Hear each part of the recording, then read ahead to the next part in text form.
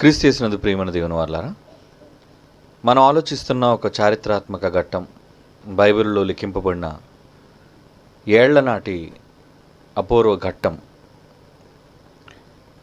చరిత్రకు పట్టిన చెదలను చెదరగొడుతున్న బైబిల్ అనే అంశంలో మొదటి భాగంలో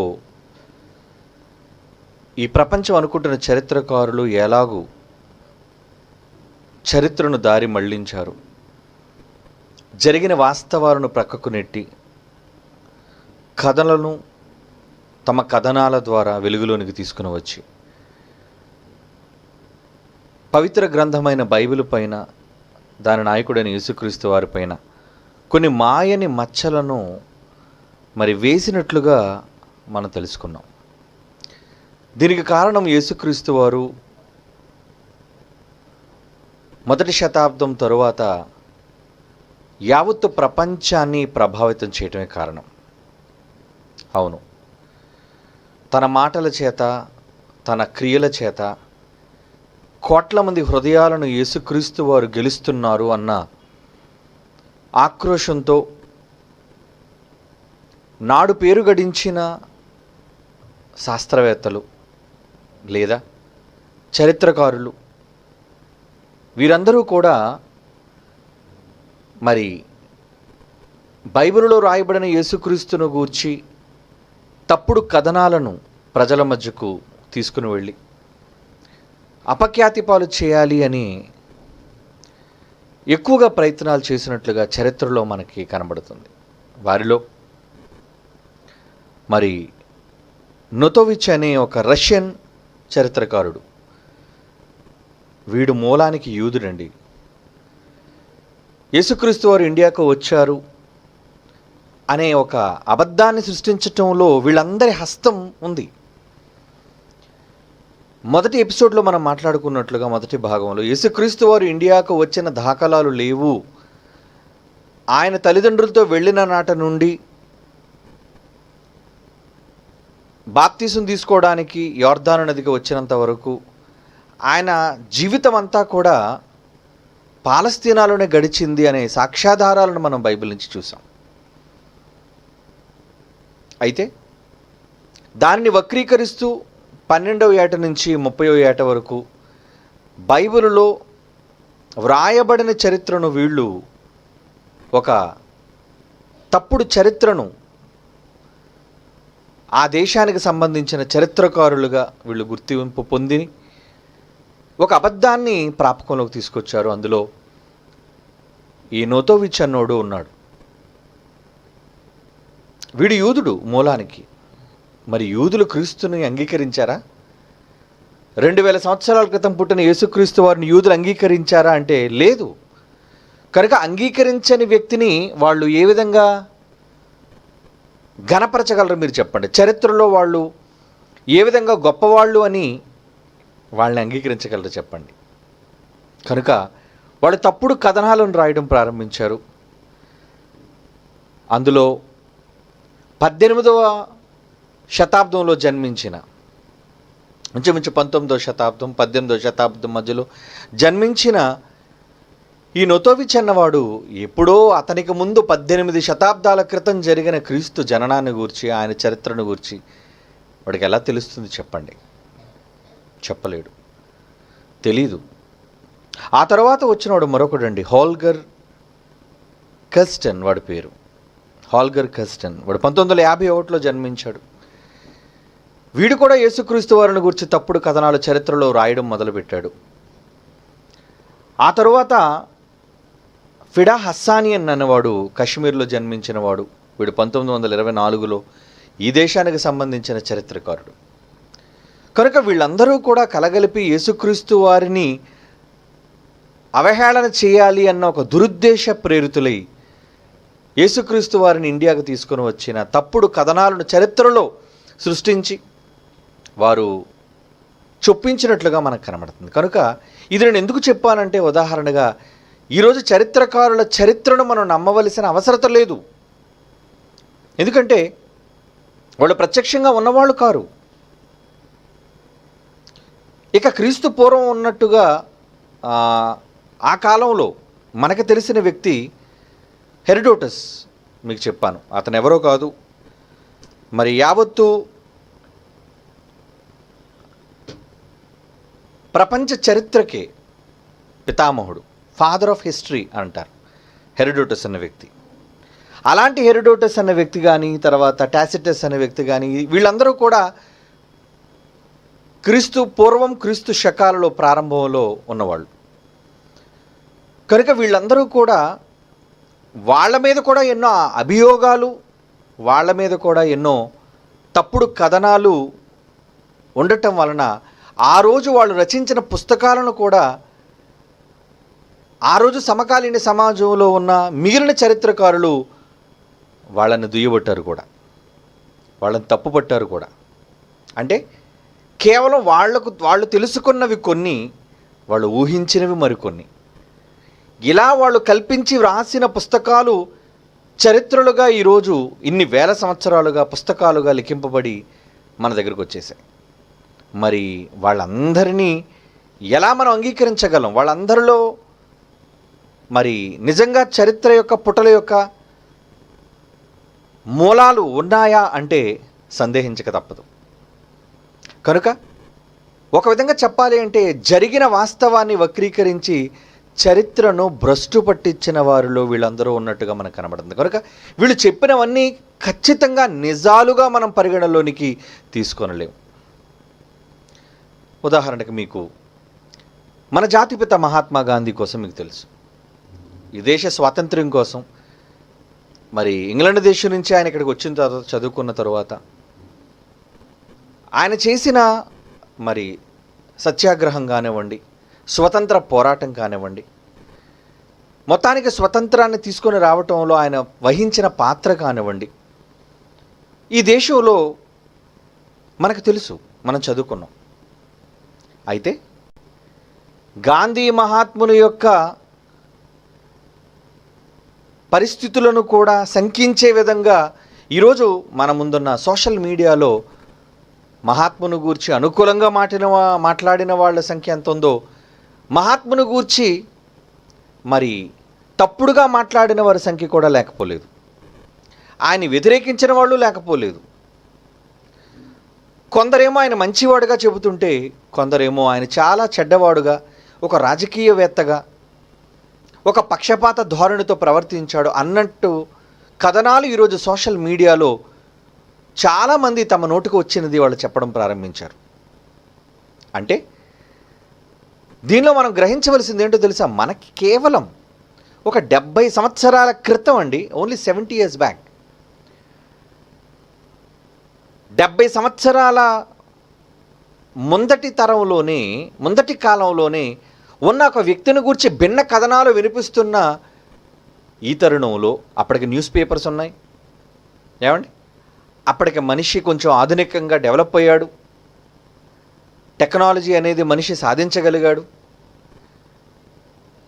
70 ఏళ్ళ క్రితం అనగా సుమారు ఒక శతాబ్ద కాలంలో, 100 సంవత్సరాల కాలంలో వ్రాయబడిన చరిత్రను కొందరు ఒకలాగా మరికొందరు మరొకలాగా వక్రీకరించి చెబుతూ గాంధీ మహాత్ముడు మంచివాడని కొందవారంటే గాంధీ మహాత్ముడు దుర్మార్గుడని అనేవాళ్ళు కూడా లేకపోలేదు. 100 ఏళ్ల క్రితమే చరిత్ర ఒక మనిషిని గురించి ఎలా ఉంటే, ఇక 2000 సంవత్సరాల క్రితం చరిత్ర ఎలా ఉంటుందో మీరు ఒకసారి ఊహించండి. ఎన్ని తప్పుడు కథనాలు, ఎన్ని తప్పుడు వ్రాతలు, వాళ్ళకున్న వ్యక్తిగతమైన కోపాలు, అవి వాళ్ళు ప్రభావితం చేయటం వలన ఖచ్చితంగా వాళ్ళని గురించి తప్పుగానే వాళ్ళు పలికిన మాటలు ఉన్నట్టుగా మనకు కనబడుతుంది. అందులో ఇందాక మనం చెప్పుకున్నట్లుగా ఈ రష్యన్ శాస్త్రవేత్త, మరి క్షమించండి చరిత్రకారుడు, రష్యన్ శాస్త్రవేత్త కాదు, రష్యానికి సంబంధించిన చరిత్రకారుడు, హిస్టోరియన్ అంటారు వాళ్ళని. ఆ హిస్టోరియన్ అయిన నొతోవిచ్ లాంటి వాడు యేసుక్రీస్తు గురించి తప్పుడు కథనం రాసి ఆయన భారతదేశానికి వచ్చాడన్న పుస్తకాలు కూడా వాడు రాయగలిగాడంటే వాడికి మూలం వాడు యూదుడు. కనుక యూదులైన వారు నాటి నుంచి నేటి వరకు యేసుక్రీస్తు వారిని అంగీకరించలేనట్టుగానే కనబడుతుంది. కనుక ఒక యేసుక్రీస్తుకు బద్ధ శత్రువు అయిన ఒక యూదుడు ఎలాగో ఆయన యొక్క ఉన్నత స్థితిని లేదా ఆయన చేసిన మహత్కార్యాలను, గొప్ప కార్యక్రమాల్ని చరిత్రలో వాళ్ళు దఖలపరచగలరు చెప్పండి. కాబట్టి నిజాన్ని సమాధి చేస్తూ అబద్ధాలను తెర మీదకు తెచ్చిన ఎందరో చరిత్రకారులు హిస్టోరియన్స్గా మరి ఆయా దేశాల్లో పిలువబడుతూ వాళ్ళందరూ కూడా నిజాలను కప్పిపెట్టినట్లుగానే మనకు కనబడుతున్నారు. అంటే ప్రతివారు తమ కోణంలో వ్యక్తిని పరిశీలించడం, తమకు అనుగుణంగా వ్యక్తిని గురించి మాట్లాడడం, అది ఆ రోజు కాగితాలపైన వాళ్ళు రాతలు పెడితే ఈరోజు సోషల్ మీడియాలో ఎవడు నోటుకొచ్చింది వాడు వ్యక్తుల కోసం వీడియోలు చేయటం ప్రారంభిస్తున్నారు. కనుక ఏది నిజం? నిజం అనేది ఒకటి ఉంటుంది, కానీ ఆ నిజాన్ని వెలికి తీయాలి. అందుకే బైబిల్లో ఒక మాట ఉంది, సత్యము బహులోతుగా ఉన్నది అనే మాట బైబిల్లో రాయబడింది. ప్రియులారా, ప్రసంగి గ్రంథం 7వ అధ్యాయం 24వ వచనాన్ని ఒక్కసారి తెరిచి చూడండి. నిజాలను గూర్చి బైబిల్ క్రీస్తు పూర్వం ఏమని వ్రాయించిందో. ఏమండి? ప్రసంగి గ్రంథం 7వ అధ్యాయం 7వ అధ్యాయం 24వ వచనం. సత్యమైనది దూరముగాను. సత్యమైనది ఎలా ఉందటంటే దూరముగా, బహులోతుగాను ఉన్నది. బహులోతుగా ఉన్నది, లోతుగా ఉంది. ఎందుకంటే దానిపైన ఎన్నో అబద్ధాలు పేరుకుపోయాయి. దానిని పరిశీలన చేయగలవాడు ఎవడు? అది వాక్యం కావచ్చు, సమాజంలో పాతి పెట్టబడిన నిజాలు కావచ్చు. అంటే నిజాలను మనం గ్రహించగలగాలి అంటే లోతుగా ఉన్నదాన్ని త్రవ్వాలి, వాటిపై పేరుకుపోయిన వాటన్నిటిని కూడా చెదరగొట్టాలి. సమాధి చేయబడిన సత్యాన్ని తిరిగి మనం పునరుద్ధరింపచేయాలి, తిరిగి బయటకు తీసుకొని రావాలి. కనుక ఈరోజు మనుషుల మధ్య ప్రాపకంలో ఉన్న అనేక అబద్ధాలు, ఒక బైబిల్ను గూర్చిన అబద్ధాలు కానివ్వండి, అందులో రాయబడిన యేసుక్రీస్తు వారిని గూర్చిన అబద్ధాలు కానివ్వండి, ఇవన్నీ చరిత్రలో తప్పుడుగా దఖలు చేయబడిన పరిస్థితులు ఎన్నో ఉన్నాయి. దానికి మరొక ఉదాహరణ నేను చెప్పగలను. ఏంటంటే ఈరోజు మన భారతదేశంలో ఉన్న మత ఛాందసవాదులు అందరూ కాదండి, హిందువులుగా పిలువబడుతున్న వాళ్ళు అందరు హిందువులు అలాంటి వాళ్ళు కాదు, హిందూ సోదరులు. కానీ కొంతమంది ఆ మతానికి చెందిన వారిలో వాళ్ళు ఎలాంటి తప్పుడు ధోరణిని తీసుకొచ్చారు అంటే, ఈ భారతదేశం అంటే అది హిందువులతో మాత్రమే, అందుకే దీన్ని హిందుస్థాన్ అని పిలిచారని ఇలాంటి తప్పుడు కథనాలు చెప్పి అమాయకులైన మిగిలిన సోదర హైందవ జనాంగాన్ని రెచ్చగొట్టడం ప్రారంభించారు వాళ్ళు. నిజానికి వాళ్ళకి చరిత్ర తెలియదు. చరిత్ర పుటలలోనికి వెళ్ళిపోతే అసలు ఈ హింద్ అనేది రావడానికి సింధు నది కారణమని, పర్షియన్స్ కాలంలోనే పారసీకుల రాజులు ఏలిక కాలంలోనే ఆ సింధు నదిని వాళ్ళు హిందుగా పిలిచారు కాబట్టి ఈ దేశానికి హిందుస్థాన్ అనే నామకరణం జరిగిందని, వీటన్నిటిని గూర్చి మనం చదివి తెలుసుకోవాలి, పరిశీలనగా తెలుసుకోవాలి. ఏమీ చదవను మూర్ఖుడైతే ఏం మాట్లాడతాడు? మేము హిందువులవయ్యా, ఇది హిందుస్థాన్, ఇది హిందువులు మాత్రమే ఉండాలి అని ఒక తప్పుడు ప్రాపకాన్ని ప్రజల మధ్యకు తీసుకొచ్చారండి. అంటే ప్రాంతీయ తత్వం, మతతత్వం అంటారు దాన్ని. మేము పేరుకు హిందువులం, ఈ దేశం హిందూ దేశము కనుక ఈ దేశం మాది, పేరులోనే హిందూ ఉంది కాబట్టి ఈ హిందూ దేశం అయిన ఈ దేశం హిందువులది మాత్రమే అనే ఒక తప్పుడు సంకేతాన్ని ఈరోజు ప్రజల మధ్యకు పంపించారు. కానీ చరిత్రను తెలుసుకొని నిజాలను మనం వెలికి తీసిన నాడే మనకి ఓహో ఇది హిందూ దేశంగా పిలువబడ్డానికి కారణాలు ఇవన్నమాట. కనుక ఈరోజు చెప్పుకుంటున్న మత ఛాందసవాదుల మాటను బట్టి ఇది తమ దేశం కాదన్నమాట అన్నది మనం ఈరోజు చెప్పటం వలన అనేక మంది ఆలోచనలో పడ్డారు. ఏమనాలో నిశ్శబ్దంగా మౌనం అయిపోయారు. లేదంటే నిజంగా ఒకళ్ళ చరిత్రలోనే అలాగే ఉంటే ఏ రోజో మనల్ని ఈ దేశం నుంచి తరిమి కొట్టడానికి సకల ప్రయత్నాలు చేసి ఉండేవాళ్ళండి. కనుక ప్రియులారా, ఈరోజు చరిత్రకు పట్టిన చెదలను మనం దానిని బాగు చేయడం కోసం నిజమైన చరిత్ర ఏంటో ఈ సమాజానికి, ఈ ప్రపంచానికి, ఈ మానవ సమాజానికి అందించటం కోసం చరిత్రకారులు పుట్టక ముందే ఒక హెరోడోటస్ అనేవాడు ఎప్పుడు పుట్టాడండి? క్రీస్తు పూర్వం 4వ శతాబ్దానికి చెందినవాడండి. క్రీస్తుకు ముందు కేవలం 400-500 సంవత్సరాల మధ్యకాలంలో ఉన్నవాడే చారిత్రకు మరి పితామహుడు హెరోడోటస్. అతనే ప్రారంభకుడు అంటారు. మరి అతనికి ముందు చరిత్ర ఉందే, అతను పుట్టక ముందు చరిత్ర ఉందే, మరి ఆ చరిత్రను చెప్పింది ఎవరు? ఆ చరిత్రను రాసింది ఎవరు? కనుక ఎవరో ఒక వ్యక్తి చెప్పిన మాటలను మనం నమ్మడం మాత్రమే కాకుండా చరిత్రకే పాఠాలు నేర్పించే దేవుడే స్వయంగా వ్రాయించిన చారిత్రాత్మక గ్రంథమైన బైబిల్, అది క్రీస్తుకు ముందటి కాలంలో 1000 సంవత్సరాల నాటి చరిత్ర వ్రాయబడింది కనుక అది కేవలం ఒక మత సంబంధమైన కోణంలో, ఒక వర్గానికి సంబంధించిన వారి కోణంలో దానిని మనం చూడకుండా ఎలా చూడాలి? దాన్ని ఎలా చూడాలి? వ్రాయబడిన అందులోని సందర్భాలను బట్టి, అలాగే అందులో నిర్దేశించబడిన మరి ఆధారాలు ఎలాంటివి? అవి నదులు కావచ్చు, పర్వతాలు కావచ్చు, జనాంగాలు కావచ్చు, సముద్రాలు కావచ్చు, భూభాగాలు కావచ్చు, పట్టణాల పేర్లు కావచ్చు, ఇవన్నీ కూడా చరిత్రలో ఉన్నవి, కట్టుకథలు కావండి. గ్రీక్ మైథాలజీ అంటారు, అంటే గ్రీకు పురాణాలు అంటారు. ఆ గ్రీకు పురాణాల్లో ఏమండి వాళ్ళ దేవుళ్ళు గూర్చి, వాళ్ళ దేవతలను గూర్చి ఎన్నో కథనాలు వాళ్ళు రాసుకున్నారు. అవి ఈరోజు భూమి మీద ఎక్కడ కనబడవే? వాళ్ళు రాసుకున్న దేవుళ్ళు గూర్చి కానీ, వాళ్ళు రాసుకున్న పట్టణాలను గూర్చి కానీ, వాళ్ళు చేసుకున్న యుద్ధాలను గూర్చి కానీ, వాళ్ళ గ్రీకు పురాణాల్లో ఉన్నవి ఎక్కడ కూడా భూమి మీద భౌగోళిక ఆధారాలతో కనబడవండి. కానీ బైబిల్లో రాయబడినవన్నీ కూడా నేటికి పురావస్తు శాస్త్రవేత్తల తవ్వకాలలో బయటపడుతూ నిజాలుగా మనకు కనబడుతున్నాయి అంటే ఖచ్చితంగా దీనిని మనం ఆలోచించి తీరాలి. దీన్ని ఒక తప్పుడు పుస్తకం అనడానికి అవకాశం లేదు. అందులో రాయబడిన ప్రతి మాటలోని భావాన్ని, అర్థాన్ని మనం వెలికి తీసి చూడగలిగితే నిజాలు ఉన్నాయండి, నిజాలు. ఇది నిజాలుగా మనం పరిగణించాలి. క్రైస్తవ్యం భారతదేశానికి రావడం కోసం ఎన్నో నిందలు వేసింది. ఏమని? ఏదో తోమా గారు తీసుకొచ్చేశారని గత మొదటి ఎపిసోడ్లో మనం మాట్లాడుకున్నాం. తోమా గారు ఏదో భారతదేశానికి క్రైస్తవ్యాన్ని పరిచయం చేసేశారని కొంతమంది వాపోతుంటే, మరికొందరు ఏదో వాస్కోడి గామా క్యాలికట్కి వచ్చిన తరువాత ఏమండి పోర్చుగీస్కి సంబంధించిన వాస్కోడి గామా వ్యాపార సంబంధంగా మరి సముద్ర మార్గాన్ని కనుక్కున్నాడు. కొచ్చి, క్యాలికట్ భారతదేశానికి ఎందుకు వచ్చారు?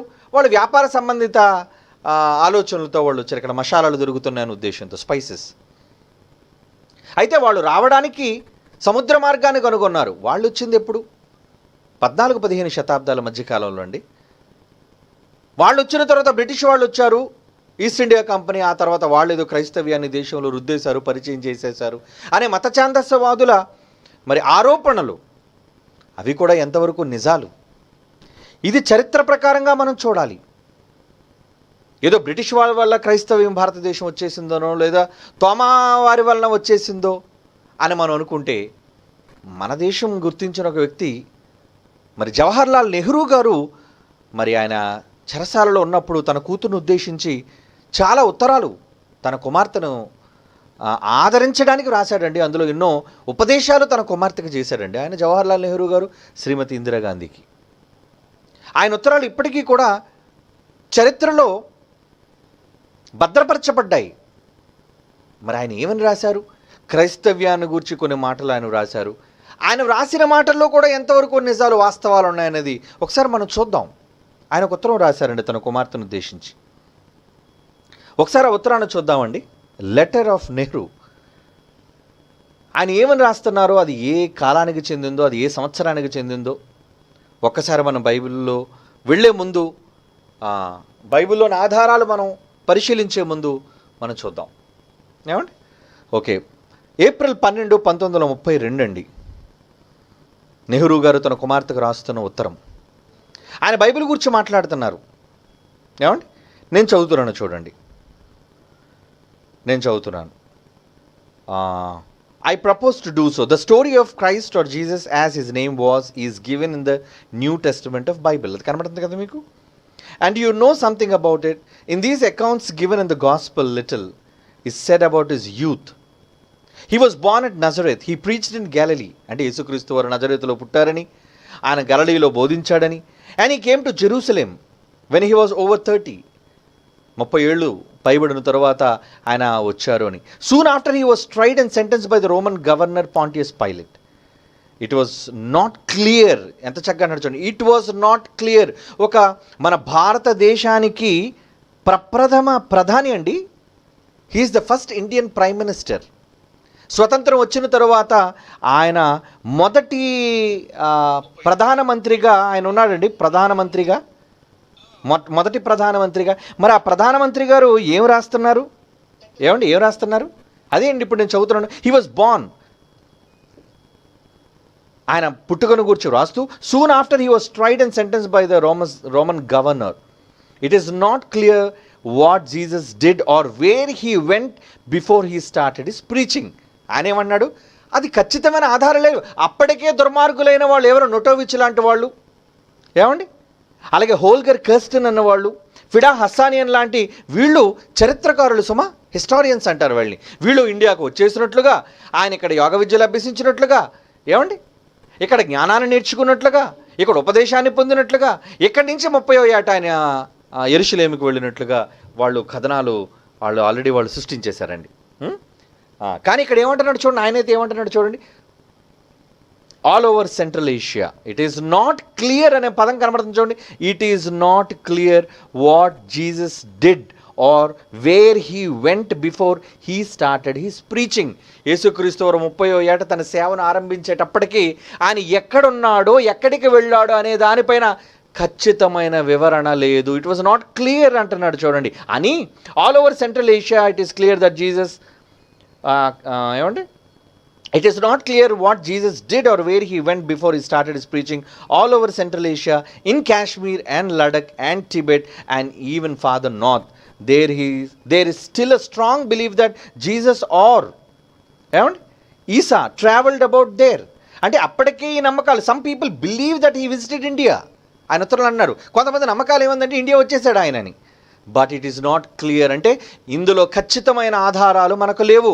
యేసుక్రీస్తు వారు ఇండియాకు వచ్చిన దాఖలాలు లేవు అన్న మాట ఏమండి నెహ్రూ గారు తన కుమార్తెకు రాస్తున్న చరిత్రలోని భాగమైన ఉత్తరాలలో ఉందండి, పొందుపరచబడింది.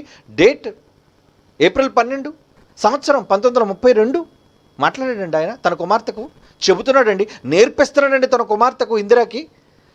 ఇంకా నెక్స్ట్ కిందకి వెళ్ళేసరికి ఏమంటున్నారు చూడండి ఆయన. ఇంకా తర్వాత దాంట్లో ఇంకా కిందకి వెళ్ళండి, చాలా పెద్ద ఉత్తరం అండి, ఇలా చాలా ఉత్తరాలు అని రాశాడు. నెక్స్ట్ క్లిప్లో కూడా ఆయన ఏమంటున్నాడు చూడండి. నెక్స్ట్ క్లిప్లో కూడా అంటే ఆ లెటర్ కంటిన్యూషన్లోనే ఇదిగోండి, ఈ మార్క్ చేసిన ఈ భాగాన్ని చూడండి. అందులో ఏమన్నాడు తెలుసా? You may be surprise to learn that Christianity came to India long before it went to England. ఈ మాట మీరు గుర్తించాలి. అసలు ఇంగ్లాండ్ దేశం వాళ్ళు ఎక్కడికి వచ్చేసారు, బైబిల్ పరిచయం చేశారని ఈ మత ఛాందసవాదులు, ఈ మూర్ఖపు సన్నాసులు మాట్లాడుతున్నారే ఈరోజు. ఏమండి, వాళ్ళు మాట్లాడుతున్న అబద్ధాలు కానీ నిజాలు, చరిత్రలో రాయబడిన నిజాలు, ఆయన రాసిన ఉత్తరాల్లో నేటికి వాస్తవాల గాథలు వీళ్ళు తెలుసుకోవాలి. ఏమని? You may be surprise to learn that Christianity came to India long before it went to England or western Europe. అంటే అటు ఐరోపా ఖండానికి వెళ్ళకముందు, ఇంగ్లాండ్ దేశానికి వెళ్ళకముందు క్రిస్టియానిటీ భారతదేశం వచ్చింది అని అంటున్నారు చూడండి నెహ్రూ గారు. అంటే ఏదో క్రైస్తవ్యం విదేశీ మతం అని ఈరోజు వాపోతున్నారు ఈ దొంగలు, ఈ సన్నాసులు, ఈ కాషాయి గోండాలు, ఈ మతతత్వ వాదులు. ఏం మాట్లాడుతున్నారండి? ఏదో విదేశాల నుంచి వచ్చేసింది విదేశీ మతం, ఐరోపా మతం, క్రిస్టియానిటీ అంటే విదేశాల నుంచి మనకు వచ్చేసిన దిగుమతి చేయబడిన మతం అని ఈ తప్పుడు వాగుతున్న ఈ సన్నాసులందరికీ నెహ్రూ గారి ఉత్తరం చెంప చెళ్ళు అనిపించే జవాబు కావాలి. ఏమంటున్నాడండి ఆయన ఏమంటున్నాడు చూడండి. మార్క్ చేసిన దాంట్లో you may be surprise to learn. అమ్మా నువ్వు నేర్చుకో ఇందిరా, నేను చెప్తున్న వాస్తవం ఏంటో తెలుసా? That Christianity came to India. ఏమండి వీళ్ళందరూ కూడా విదేశాల్లో చదువుకున్న వాళ్ళండి. ఇందిరా కానివ్వండి, ఆయన తండ్రి గారైన జవహర్లాల్ నెహ్రూ గారు కానివ్వండి, మోతీలాల్ గారి కుమారుడు. అంటే వీళ్ళందరూ కూడా విదేశాలలో అప్పటికే చదువుకొని వచ్చిన దాంట్లో వాళ్ళు ఏం చెప్తున్నారు? ముందేదో యూరోప్ వచ్చేసింది, క్రిస్టియానిటీ క్రైస్తవ్యం వచ్చేసింది, ఇక్కడి నుంచి భారతదేశం వెళ్ళింది అనేది కాదండి. ఆయన మాటలలోని వాస్తవాన్ని మీరు గ్రహించాలి. ఏమంటున్నాడు? You may be surprised. అమ్మ నువ్వు ఆశ్చర్యపోతున్నావేమో. To learn that Christianity came to India, మొదట్లైనండి, long before it went to England or western Europe and when even in Rome it was despised and proscribed sect within 100 years or so of the death of Jesus, Christian missionaries came to south by Indian Sea. ఆయన ఏమన్నారండి?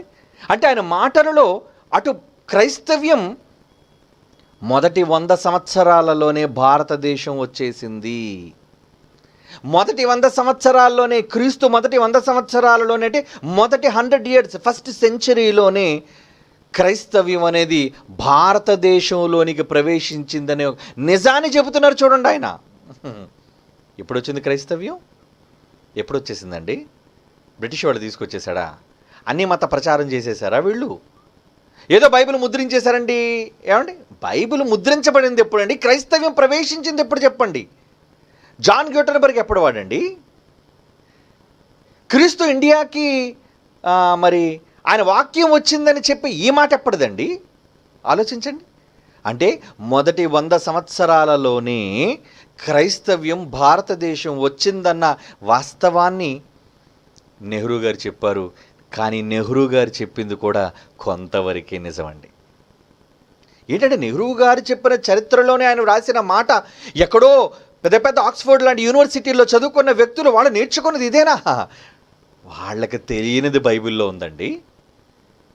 నెహ్రూ గారికి తెలియనిది, ఇందిరాగాంధీకి తెలియనిది, ఈ దేశంలో అనేక మంది చరిత్రకారులకు తెలియనిది బైబిల్లో రాయబడిన సత్యం ఇప్పుడు మీరు చెబితే ఆశ్చర్యపోతారు. అవునా? తోమా తెచ్చేశాడనో, బ్రిటిష్ వాళ్ళు తీసుకొచ్చేశారనో, ఎవరో మిషనరీలు తీసుకొచ్చి ఈ క్రైస్తవ్యాన్ని ఈ దేశంలో ప్రచారం చేసేశారనో, ఈ తప్పుడు కథనాలు ఈరోజు ఈ భారతదేశంలో విపరీతంగా చలామణిలో ఉన్నాయండి. వాటన్నిటికీ గొడ్డలు పెట్టే ఈ మాటలు, బైబిల్లో రాయబడిన మాటలు, సత్యాలు, నిజాలు, ఇవన్నీ సత్యము లోతుగా ఉండి స్థాపించబడిందే, మరుగున చేయబడిందే. దాన్ని త్రవ్వి వెలికి తీసి నిజమేంటో ఈ ప్రపంచానికి చెప్పవలసింది క్రైస్తవుడా. బైబిల్ చదివిన నువ్వే చెప్పాలి. బైబిల్ను చదువుకుంటున్న మనమే చెప్పాలండి. ఎందుకంటే Bible is not only historical book, చారిత్రాత్మక గ్రంథం కాదండి, చరిత్రకే ఆధారమైన గ్రంథం. బేస్, హిస్టరీకే బేస్ లాంటిది బైబిల్. అంటే బైబిల్ ద్వారా చరిత్ర నేర్చుకోవాలి. చరిత్రకారులు బైబిల్ ముందు తల ఒగ్గి, తల వంచి, బైబిలులో లిఖించబడిన దేవుని ద్వారా వ్రాయించబడిన 1000 సంవత్సరాల నాటి చరిత్ర, ఈ చరిత్రకారులు నిన్నగాక మన పుట్టిన వాళ్ళు వీళ్ళంతా, వీళ్ళు నేర్చుకోవాలండి. అది బైబిల్ కొన్న ప్రఖ్యాతి, అది బైబిల్ కొన్న గొప్పతనం ప్రియులారా. కనుక పాము నెహ్రూ గారు అంటున్నట్లుగా మొదటి 100 సంవత్సరాల్లో వచ్చేసింది క్రైస్తవ్యం అని పాము నెహ్రూ గారు అన్నారు. కానీ నెహ్రూ గారికి తెలియని ఒక నిజం బైబిల్లో ఉంది. ఈ చరిత్రలో మరుగు చేయబడింది. ఈ చరిత్ర దానికి చెదలు పట్టించింది. ఈ చరిత్ర కనుమరుగు చేసింది ప్రపంచానికి. దానిని ఈరోజు మనం త్రవ్వి వెలికి తీయాలి, ఈ ప్రపంచానికి చెప్పాలి. ఈరోజు మనం నమ్ముతున్న క్రైస్తవ్యం, దానికి మూలం యేసుక్రీస్తు వారైతే ఆయన భూమి మీదకి రావడానికి మూలం ఎవరు? తండ్రి అయిన దేవుడండి. నేను ఎవరు పంపగా వచ్చాను అని ఆయన అన్నాడు. నేను ఎవరు పంపగా వచ్చినవాడను? నేను నా తండ్రి పంపగా వచ్చినవాడను. నన్ను ఎందుకు మీరు అంగీకరించటం లేదు? నేను వచ్చింది నా తండ్రి నామములో వచ్చాను. నా తండ్రి పంపగా నేను వచ్చాను భూమి మీదకి. నేను ప్రకటిస్తున్న వాక్యం నాది కాదు, నా తండ్రి దగ్గర నేను నేర్చుకున్నదే అని యేసుక్రీస్తు వారు బైబిల్లో సువార్తలలో మాట్లాడారే ఆయన. అంటే కేవలం ఈ ప్రపంచం యేసుక్రీస్తు వారి నుంచే చరిత్రను లెక్కిస్తుందేమో కానీ యేసుక్రీస్తు అవతరించక ముందున్న చరిత్ర, దానిని గురించి కూడా ఈ లోకం ఆలోచించాలి, పరిశీలించాలి, తెలుసుకోవాలి. ఎక్కడి నుంచి? From the Bible. బైబిల్ నుంచి తెలుసుకోవాలండి. బైబిల్ నుంచి వాళ్ళు నేర్చుకొని తెలుసుకోవాలండి. అవును, వాళ్ళ పుస్తకాలలో లేనిది, వాళ్ళ పుస్తకాలలో కనుమరుగు చేసినది, ఉద్దేశపూర్వకంగానే క్రీస్తు వ్యాపకాన్ని ఆపాలన్న దురుద్దేశంతో వాళ్ళు ఆపినది, బహిరంగపరచనిది, దాచిపెట్టినది, ఈ నిజాలన్నిటినీ కూడా త్రవ్వి బయటకు తీయాలి క్రైస్తవుడుగా మనం. అందుకే దేవుడు రాయించాడండి. దీనిని దేవుడు రాయించాడు. ఆయన వ్రాయిస్తూ ఒక మాట కూడా అన్నాడు, అది లోకాధికారుల్లో ఎవరికి అది తెలియదు. తెలుసుంటే యేసుక్రీస్తు అని ఎందుకు ఆనాడు సిలువేసి ఉంటారు చెప్పండి? రోమా ప్రభుత్వానికి తెలుసా? లేదా ఆయన చుట్టూ ఉన్న ఆయన స్వజనమైన యోధ జాతికి తెలుసా? వాళ్ళకి కూడా తెలియదే. వాళ్ళకి తెలియని నిజాలు బైబిలులో రాయబడ్డాయి. అది ఎవరి కోసమో తెలుసా? మీ మహిమార్థమై అన్నాడు. అందుకే అవి దాచబడ్డాయి, అవి మరుగు చేయబడ్డాయి. చూద్దాం ఒకసారి ఆ మాట కొరింథీ పత్రికలో అంటున్నాడు. కొరింథీయులకు రాసిన మొదటి పత్రిక 2వ అధ్యాయం 2వ అధ్యాయం 8వ వచనం. బైబిల్ తీయండి ప్రియులారా. కొరింథీయులకు రాసిన మొదటి పత్రిక 2వ అధ్యాయం 7వ వచనం నుంచి 7వ వచనం నుంచి, దేవుని జ్ఞానము మర్మమైనట్టుగా బోధించుచున్నాము, ఈ జ్ఞానము మరుగయుండెను జగదుత్పత్తికి ముందుగాని దీనిని దేవుడు మన మహిమ నిమిత్తం అంటున్నాడు. చూడండి, మన మహిమ నిమిత్తము. అది లోకాధికారులలో ఎవనికి తెలియదు. అది ఒకవేళ వారికి తెలిసి ఉంటే మహిమా స్వరూపియగు ప్రభువును వాడు సిలువ వేయకపోయి ఉండేవాళ్ళు కదా. అంటే వాళ్ళకి మరుగు చేయబడింది, వాళ్ళు తెలుసుకోలేకపోయారు, వాళ్ళు గ్రహించలేకపోయారు. వాళ్ళు గ్రహించలేని విషయాలను క్రైస్తవుడా నీవు ఈరోజు సమాజానికి బోధించవలసిన వాడవై ఉన్నావు. గత వారం నేను మాట్లాడుతూ యేసుక్రీస్తు వారు రాకకు ముందుగా వచ్చిన జ్ఞానులు తూర్పు దేశాల వాళ్ళండి. తూర్పు దేశాలలో ఏ దేశాలు ఉన్నాయి? అబ్బో, చాలా దేశాలు ఉన్నాయండి.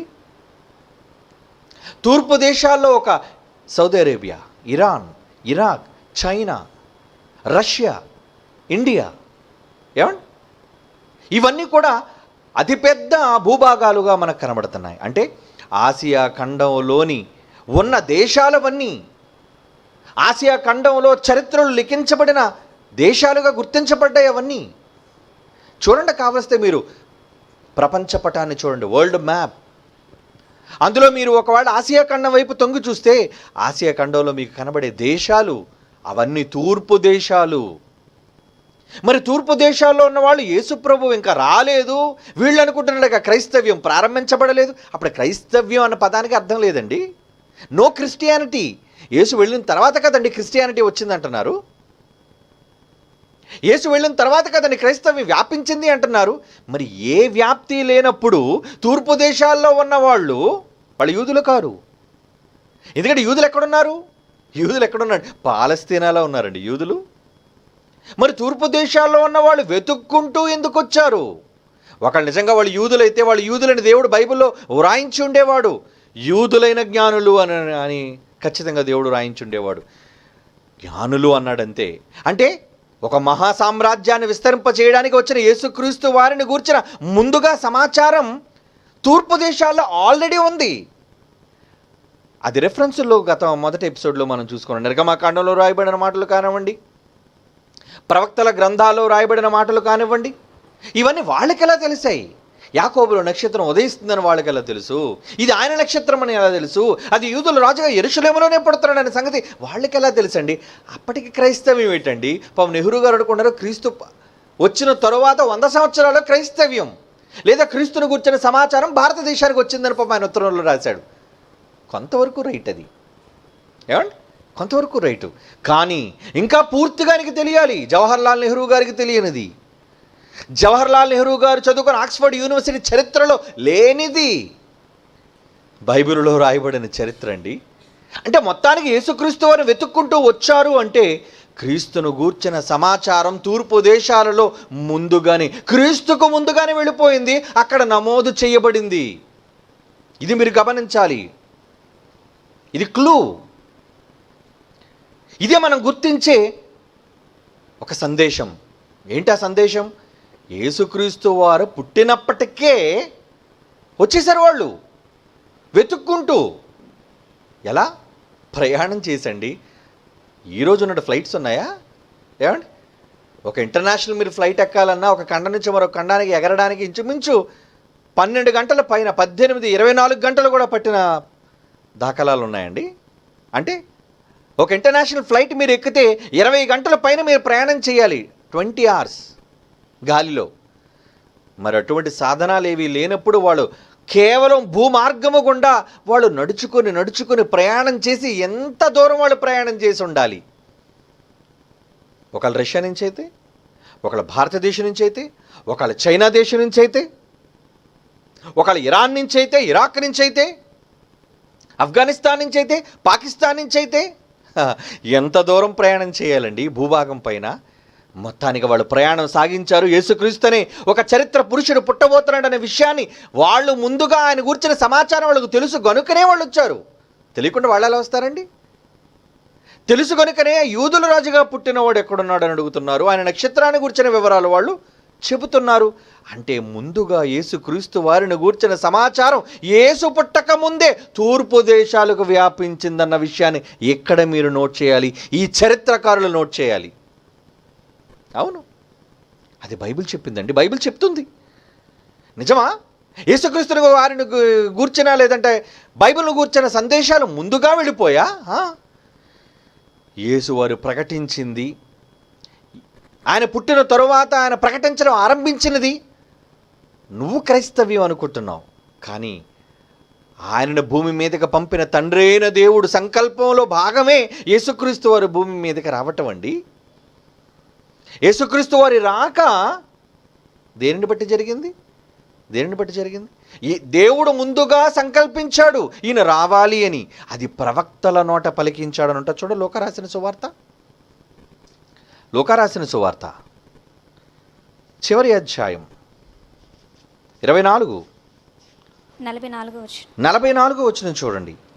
లోకరాసిన సువార్త 24 అధ్యాయం 44 వచనం అండి. అంతటా ఆయన మోషే ధర్మశాస్త్రములోను ప్రవక్తల గ్రంథములలోను కీర్తనలలోను నన్ను గూర్చి వ్రాయబడిన ప్రకారము నెరవేరవలెనని నేను మీ యొద్ద ఉండినప్పుడు మీతో చెప్పిన మాట నెరవేరినవి. అంటే యేసుక్రీస్తు వారు పుట్టక ముందరి చరిత్ర, క్రిస్టియానిటీని గూర్చి, క్రైస్తవ్యాన్ని గూర్చి దేవుడు ముందుగా వ్రాయించాడండి.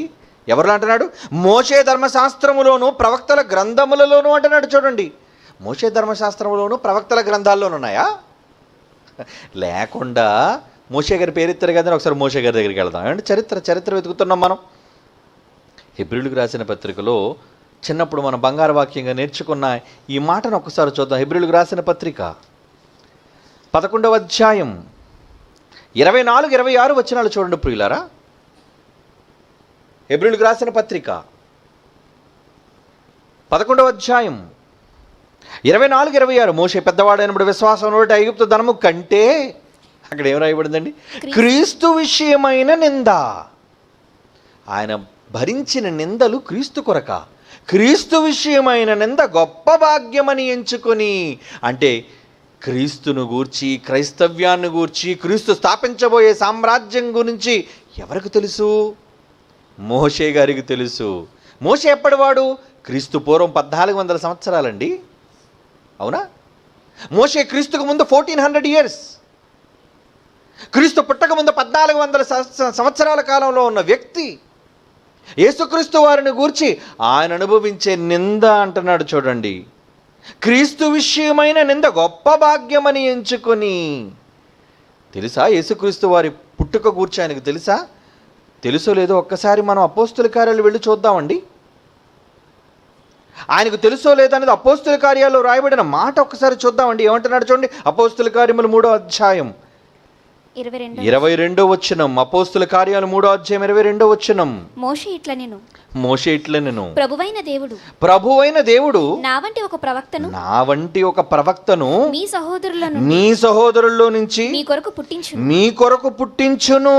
ఆయన మీతో ఏమి చెప్పినను అన్ని విషయములలో మీరు ఆయన మాట వినాలి. ఏమండి? నా వంటి ఒక ప్రవక్త. ఈరోజు నేను మీతో ఏదైతే ధర్మశాస్త్ర మాటలు చెబుతున్నానో అటువంటి మాటలు చెప్పడానికి మీ మధ్యకు ఒక వ్యక్తి రాబోతున్నాడు. ఆయన యేసుక్రీస్తు. చెప్పేశారండి. అంటే క్రీస్తు వారిని గూర్చిన సమాచారం క్రీస్తుకు ముందే ఉంది. అది బైబిల్ చరిత్రలో రాయబడిన సత్యం.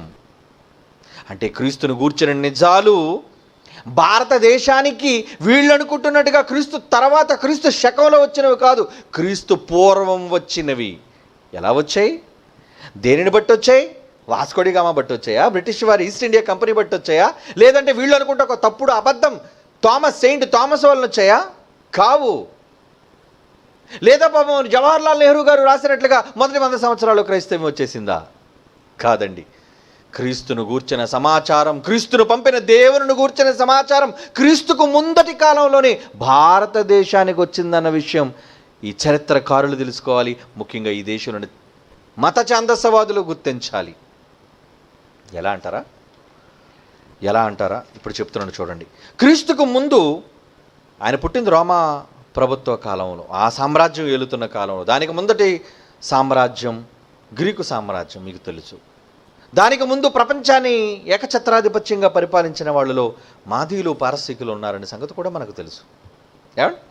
దానికి ముందు బబులోను మహాసామ్రాజ్యాలను గురించి వ్రాయబడిన సంగతి కూడా మనకు తెలుసు. ఓకే, ఇప్పుడు బబులోను సామ్రాజ్యాన్ని కోసం కాకుండా మాదీయులు, పారసీకుల సామ్రాజ్యాన్ని గురించి మనం మాట్లాడుకుందాం.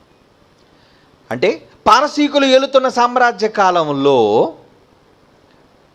భారతదేశానికి సంబంధించిన వివరాలు ఏమైనా బైబిల్ చరిత్రలో రాయబడ్డాయా అని ఆలోచిస్తే ఒకసారి బైబిల్ తెరిచి చూడండి ప్రియులారా.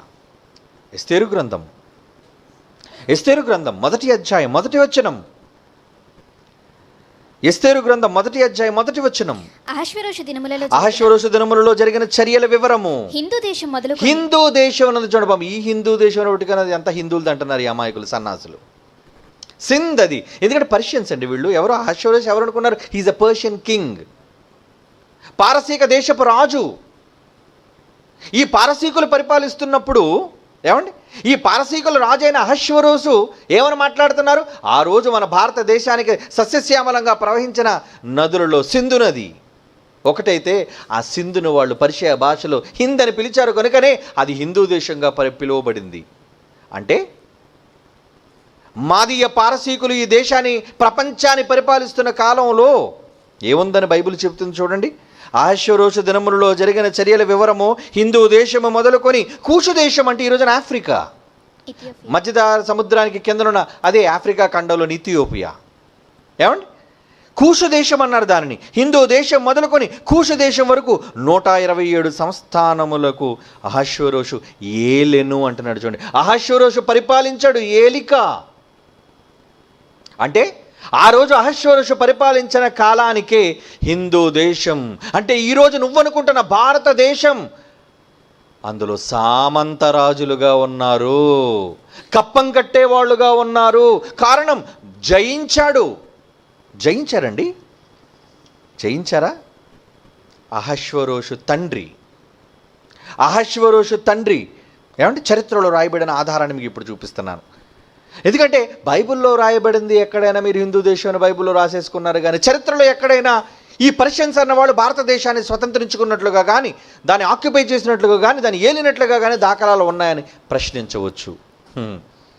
చూద్దాం. అందుకే చూడండి, ఇన్వేషన్ ఆఫ్ ఇండస్ వ్యాలీ అంటే సింధు నదండి, మన సింధు నాగరికత చరిత్రలో రాయబడింది. ఇది వికీపీడియా, అంటే చరిత్రలో ఎప్పటికీ లిఖించబడి నమోదు చేయబడిన సంఘటనలు ఇవన్నీ కూడా. ఏమంటున్నాడు? Darius conquered the land surrounding the Indus river in 515 BC. Darius I controlled the Indus Valley from Gandhara to modern Karachi, ఏదండి Pakistan, and appointed the Greek Silax of Carianda to explore the Indian Ocean, అంటే హిందూ మహాసముద్రం, from the mouth of Indus to sewage canal వరకు, sewage జలసంధి వరకు, ఇటు హిందూ మహాసముద్రం నుంచి, సింధు నుంచి, అలాగే సువేజ్ నది వరకు ఆయన పరిపాలించాడు. కాంకర్డ్ అంటే చూడండి, సరౌండింగ్ ల్యాండ్స్. డరియస్ I కంట్రోల్డ్ అంటున్నారు. కంట్రోల్డ్ అంటే ఇంతకీ డరియస్ ఎవరో మీకు ఇంగ్లీష్లో కదండి, బైబిల్లో ఇతను గురించి రాయబడిన మాట ఏంటో తెలుసా? దర్యావేషు అండి అతని పేరు. బైబిల్లో ఇతను గురించి ఏం రాయబడింది తెలుసా? దర్యావేష్ అండి. దర్యావేష ఎక్కడుందబ్బా దర్యావేషు? ఎజ్రా గ్రంథం తీయండి. బైబిల్ చరిత్రకు పట్టిన చెదలను చెదరగొట్టేది బైబిల్, గ్రేట్ బైబిల్. ఎజ్రా గ్రంథం 4వ అధ్యాయం 5వ వచనం చూడండారా. ఎజ్రా గ్రంథం 4వ అధ్యాయం 5వ వచనం. పారసీక దేశపు రాజు, పర్షియన్ కింగ్. పారసీకం అంటే పర్షియా అండి. పారసీక దేశపు రాజు అయిన కోరెషు యొక్క దినములను అంటున్నాడు చూడండి. కోరెషా ఎవరి? కోరెష్ అంటే తెలుగులో కోరెష్ అని ఉంది, బట్ ఇంగ్లీష్లో he is none other than Darius. ఏమండి? దర్యావేషు ఎజ్రా 4:5 ఉన్న మాట అండి. పారసీక దేశపు రాజైన దర్యావేషు యొక్క పరిపాలనా కాలం. దర్యావేషు యొక్క పరిపాలన అంటున్నాడు చూడండి. దర్యావేషు యొక్క పరిపాలన అంటే దర్యావేషు ఉన్నాడా బైబిల్లో? అవును. ఈరోజు చరిత్రలో ఎవరైతే సింధు నది మొదలుకొని ఈ పారివాహిక ప్రాంతాలను వీటన్నిటిని కంట్రోల్ చేశాడో, వీటన్నిటిని హస్తగతం చేసుకున్నాడో అతడు దర్యావేషు. ఆర్కిమెడీ వీళ్ళంతా కూడా మరి వీళ్ళ వంశం, వీళ్ళ పూర్వీకులు, వీళ్ళ తాత తండ్రులు, వీళ్ళ మొదటి రాజులు, తర్వాత రాజులు, వీళ్ళని గురించి ఒకసారి బ్రీఫ్గా మీకు చూపిస్తాను, ఎందుకంటే చరిత్రలో నమోదు చేయబడిన వాళ్ళు. ఏమండి? ఓకే అండి. క్రీస్తుపూర్వం 700 నుంచి ఉందండి. వీళ్ళంతా ఆర్కిమెనీస్ అని అంటారు చూడండి. అంటే వీళ్ళంతా కూడా వీళ్ళ వంశవృక్షం. ఓకే. అయితే మనకు ఆర్కిమెనీస్ కింగ్ ఆఫ్ పర్షియా కోసం పెద్దగా తెలియదు, టైపిస్ కోసం తెలియదు. ఏమండి? చూడండి ఇక్కడ చూడండి, సైరస్ ద గ్రేట్ అని చూసారా? సైరస్ ఇతను ఎవరో కాదండి, కోరెషు. బైబిల్లో కోరెషు అని రాయబడిందండి ఇతని కోసం. కోరెషు చూస్తున్నారా పైన? అదిగోండి సైరస్ ది గ్రేట్ అని చూడండి. సైరస్ ద గ్రేట్ చూస్తారా? ఏమండి సైరస్ ది గ్రేట్ ఎవరు? ఆయన పారసీక దేశపు రాజు. ఎప్పటి నుంచి ఎప్పటి వరకు పరిపాలించాడు? క్రీస్తు పూర్వం కదండి. 559 నుంచి 530, ఇంచుమించు సుమారు 28 కాలంలో ఉన్న రాజు, చక్రవర్తి. అతని ఏలుబడిలో భారతదేశము ఉంది. అది ఎందుకంటే అతను సింధు వరకు అతను ఆక్రమించుకున్నాడు. సింధు అంటే అది భారతదేశంలో ఒక భాగం అండి. కరాచీ ఇప్పుడున్న పాకిస్తాన్ ఒకప్పుడు భారతదేశంలో అది భూభాగం. పాకిస్తాన్ విడిపోయింది ఇప్పుడు, కానీ అది మన భూభాగం, సింధు భూభాగం, హిందూ భూభాగం అది. కనుక ఈ సైరస్ ద గ్రేట్ అన్న వాని కుమారుడే దర్యావేష్ అంటే. దరియస్ ద కింగ్ అని చూసారు left side. Darius 1 king of Persia 522 486 మీరు చరిత్రలో చూస్తున్నారే. ఇతను ఎవరో కాదండి, సైరస్ ద గ్రేట్ అన్న తర్వాత వచ్చిన రాజు ఇతనికి వరుసకు అల్లుడు అవుతాడు. ఎందుకంటే అతనికి పుట్టిన సైరస్ ద గ్రేట్ అన్న అతను ఉన్నాడు చూసారా, king of Persia, Cyrus the great. కోరెషు యొక్క కుమార్తె అటోసా, ప్రిన్సెస్. కోరెషు యొక్క కుమార్తెను వివాహం ఆడిన వాడే దర్యావేషు. డరియస్ ద గ్రేట్ అన్నారు అందుకే. సైరస్ ద గ్రేట్ చాలా గొప్పవాడు. అంటే పారసీక దేశపు రాజుల్లో ముందు చాలామంది తాత ముత్తాతలు ఉన్నారు, కానీ ఈ సైరస్ కోరెషుకున్నంత గొప్పతనం ఈ ముందున్న రాజులు ఎవరికీ లేదండి చరిత్రలో. మీరు వికీపీడియా చూసి చదవండి. అతనెంత ప్రాముఖ్యత కలిగిన వాడు. సంస్థానాలు స్థాపించడంలో కానీ, తన రాజ్యాన్ని విస్తరింపచేయడంలో కానీ సైరస్ ద గ్రేట్ గొప్పవాడు. అతని కుమార్తెను వివాహం చేసుకున్నవాడే దర్యావేషు. He is Darius 1 king of Persia. అటోసాను చేసుకున్నాడు. వివాహం చేసుకోవటం వల్ల ఇతను అల్లుడే సామ్రాజ్యానికి తర్వాత చక్రవర్తిగా మారడు. ఆ దర్యావేషు కోసం మీరు ఇందాక చదివారే ఎజ్రా గ్రంథములు. ఇప్పుడు సైరస్ కోరెషు కోసం మీరు చదువుతారా? చూడండి యెషయా గ్రంథం. అలాగే ఉంచునాన్న. యెషయా గ్రంథం 45వ అధ్యాయం 13వ వచనం. యెషయా గ్రంథం 45వ అధ్యాయం 13వ వచనంలో చూడండి. బైబిల్ కోరెషు గురించి ఏం మాట్లాడుతుందో. నీతిని బట్టి కోరెషును రేపితిని. నీతిని బట్టి అసలు కోరెషును రేపింది నేను రా, వాడిని అధికారాన్ని ఇచ్చింది నేను రా, సింహాసనం మీద కూర్చోబెట్టింది నేను రా అంటున్నాడండి. ఏమండి ఆ రోజు దానియేలులో రాయబడిన మాట కానీ ఈ రోజుకి మనం చెప్పుకుంటున్న మాట వెనుక ఎన్ని వాస్తవాలు ఉన్నాయండి. ఎవడండి కాదనగలడు? దేవుని వలన నియమింపబడిన తప్ప మనుష్యులలో ఏ అధికారాలు లేవండి. ఈరోజు మనం ఏదైతే అధికారాలు అనుకుంటున్నామో ఈ అధికారాలన్నీ ఎవరో తెలుసా? దేవుడు వలన నియమించబడిన అధికారులు అండి. దేవుని వలన నియమించబడిన అధికారులు ఇవన్నీ.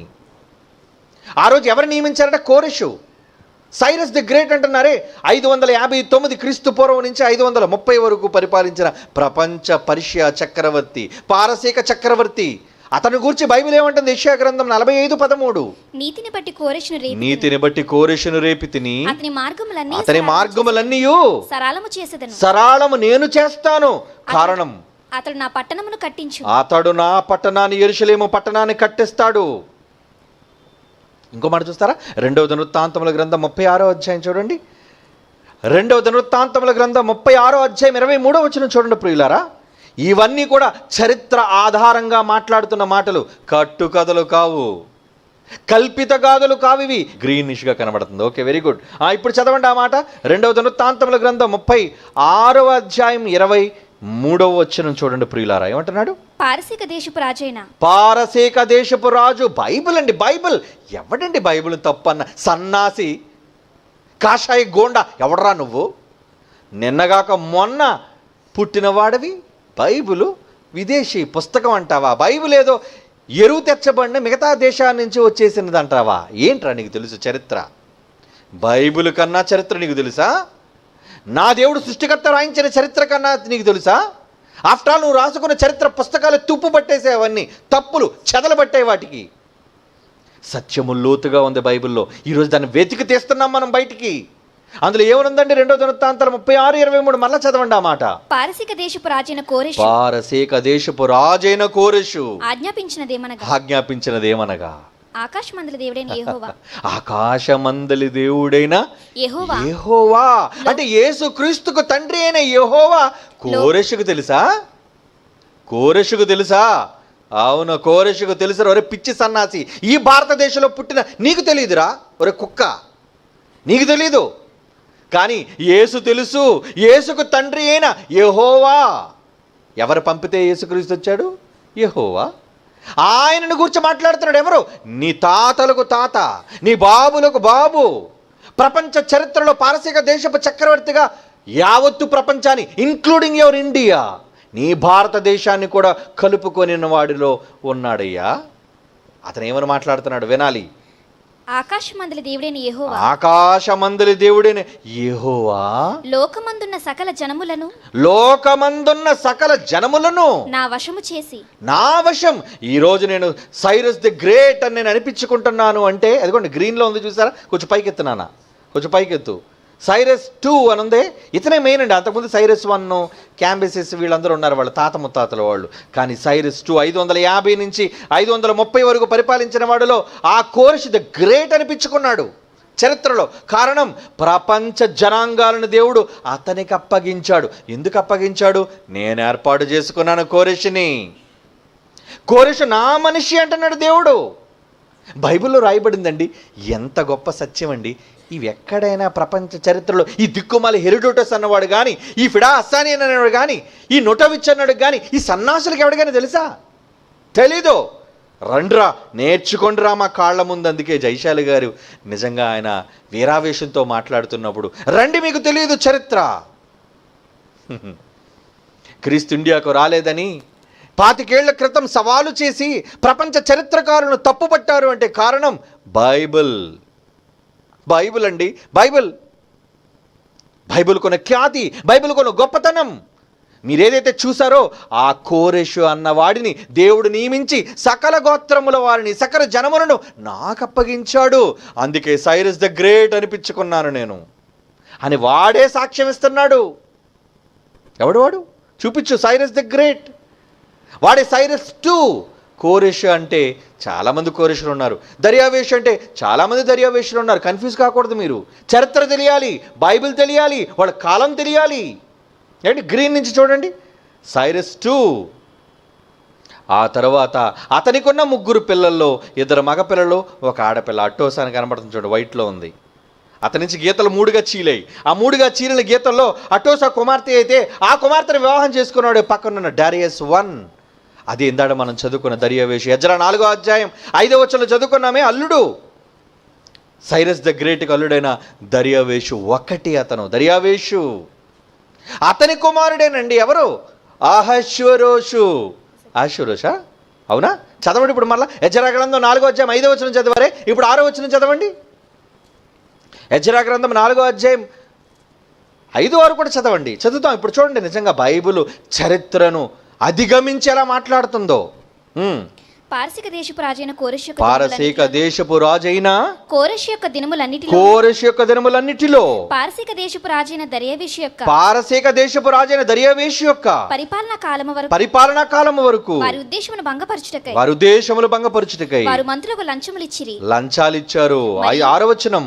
అహష్వేరోషు ఏలనారంభించినప్పుడు వారు యూదా దేశస్థులను గూర్చి యెరూషలేము పట్టణపు వారిని గూర్చి ఉత్తరము వ్రాసి అంటున్నాడు చూడండి. అంటే అహష్వేరోషు తర్వాత ఎవరు వచ్చారు?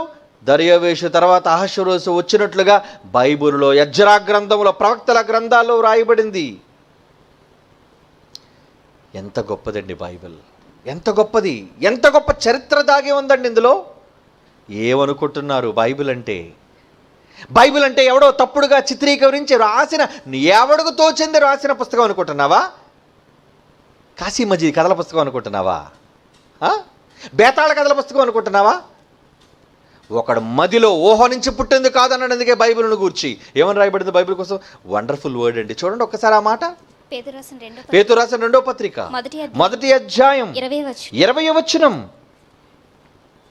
పేతురు రాసిన మొదటి పత్రిక 2వ పత్రిక 1వ అధ్యాయం 20వ వచనం. ఒకడు తన ఊహను బట్టి చెప్పటం లేఖనంలో ఏ ప్రవచనము పుట్టదని ఒకడు ముందుగా తెలుసుకోవాలి. ఒరే చరిత్రకారులారా, ఒరే పిచ్చి సన్నాసుల్లారా, ఒరే మత ఛాందసవాదుల్లారా, ఎలా రాయబడిందో తెలుసా బైబిల్? ఎలాగంటే ప్రవచనం ఎప్పుడు మనిషిని ఎచ్చరబట్టి కలుగలేదు గాని మనుషులు పరిశుద్ధాత్మ వలన ప్రేరేపించబడిన వారై దేవుని మూలముగా పలికిరి. అవునా? అయితే దర్యావేషు తర్వాత వచ్చినవాడు అహష్వేరోష. అహష్వేరోష. అదే మీరు ఎజ్రా గ్రంథం 4వ అధ్యాయం 6వ వచనంలో చదువుకున్నారు. ఆ అహష్వేరోష కాలంలోనే ఎక్కడి నుంచి ఎక్కడి వరకు పరిపాలించాడు అని మీరు ఎస్తేరు గ్రంథం 1వ అధ్యాయం 1వ వచనంలో చదివారు. హిందూ దేశం మొదలుకొని కూషు దేశం వరకు, ఇంక్లూడింగ్ ఇండియా. ఇండియా దేశం కూడా అందులో ఉందండి. అహష్వేరోష కాలంలోనే ఇండియా అతనికి పాలనలో ఉందండి. కానీ దాన్ని జయించిన వాడు ఎవడో తెలుసా?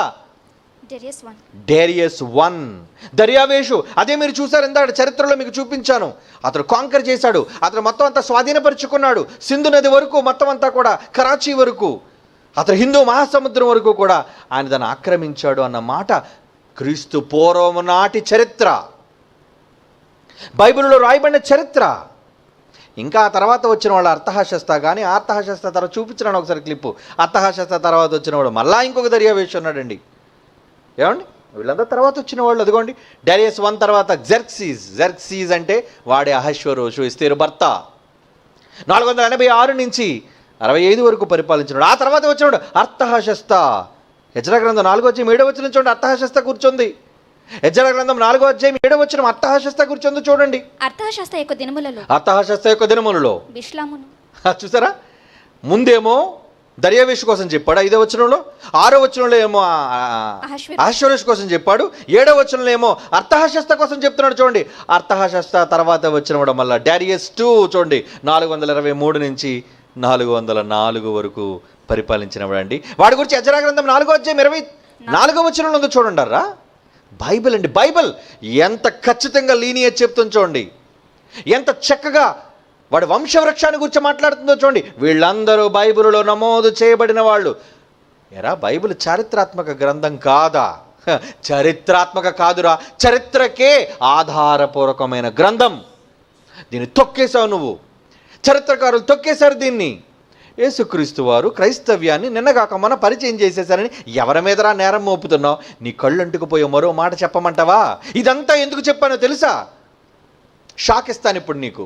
ఏంటి ఈ మత ఛందస్సులో ఇచ్చే షాక్ ఏంటో తెలుసా? క్రీస్తు అనేసరికి నిన్నగాక మొన్న వచ్చేసారండి, వీళ్ళంతా చెప్పేశారండి అని పాపం అమాయకులు వాపోతున్నారు. కానీ యేసుక్రీస్తు వారిని గురించి ముందుగా తెలుసుకొని తూర్పు దేశపు జ్ఞానులు వచ్చారు అంటే, తూర్పు దేశాల్లో బైబిల్ను గూర్చిన జ్ఞానం, యెహోవాను గూర్చిన జ్ఞానం ఎప్పుడు వచ్చిందో ఇప్పుడు మీరు చూడాలి. దానియేలు గ్రంథం తీయండి. బైబిల్ దానియేలు గ్రంథం 6వ అధ్యాయం 25వ వచనం చూడండి. దానియేలు గ్రంథం 6వ అధ్యాయం 25, 26 వచనాలు చూడండి. 27 వరకు, 28 వరకు. అప్పుడు రాజుకు దర్యావేషు లోకమంతటా నివసించు సకల జనులకు, రాష్ట్రములకు, ఆయా భాషలు మాట్లాడే వారికి ఎలాగో వ్రాయించాడు. ఇది నోట్ చేసుకోవాలి. These are the golden words in the history of the entire mankind. అంటే ప్రపంచ చరిత్రలో లిఖించబడిన సువర్ణాక్షరాలు అంటావే. చంద్రయాన్ 2 దిక్కుండా సరిగ్గా మధ్యలో పడిపోవడమే నువ్వు చంద్రయాన్ గొప్పది అనుకుంటే, సువర్ణాక్షరాలు అనుకుంటుంటే, చరిత్రలో గొప్ప అధ్యాయం అనుకుంటే, ఒరే క్రీస్తు పుట్టక ముందు, క్రీస్తు పూర్వమే బైబిల్లో రాయించబడిన సువర్ణాక్షరాలతో కూడిన హిస్టరీ, చరిత్ర ఏంటది చూడండి. రాజుకు దర్యావేషు మీరు చదువుకున్నారే. ఎవరి దర్యావేషు? పారసీక దేశపు రాజు. అతను ఏం చేశారట చూడండి. లోకమంతటా నివసించు సకల జనులకు అంటున్నాడు చూడండి, ఇంక్లూడింగ్ ఇండియా రాష్ట్రములకు. ఒరే నువ్వు అప్పుడు పుట్టలేదేమో రే కాషాయి వేధవా, ఒరే కాషాయి గోండా, ఒరే మత పిచ్చోడా, నువ్వు అప్పుడు పుట్టలేదురా, నీ తాత ముత్తాతలు కూడా పుట్టలేదురా. కానీ పూర్వీకులను అడిగితే రాయబడిన చరిత్రలో ఏముందో తెలుసా? ఈ దేశానికి పారసిక దేశపు అహష్వేరోషు పరిపాలించిన దాంట్లో హిందూ దేశం ఉంటే ఆ హిందూ దేశానికి ఏమని చాటింపు వచ్చిందో, ఏమని ప్రకటన వచ్చిందో ఈ సన్నాసులు తెలుసుకోవాలి. ఏంటది? చదువు. సకల లోకమంతటా నివసించు సకల జనులకును రాష్ట్రములకును ఆయా భాషలు మాట్లాడు వారికి దర్యావేషు రాయించాడు. డారియస్ ద గ్రేట్ రాయించాడట. వ్రాయించి మాట ఈ దేశాలకు పంపు, ప్రపంచ సకల రాష్ట్రాలకు పంపు అని రాయించి పంపాడటండి. ఏమని పంపించాడు? తాకీదు.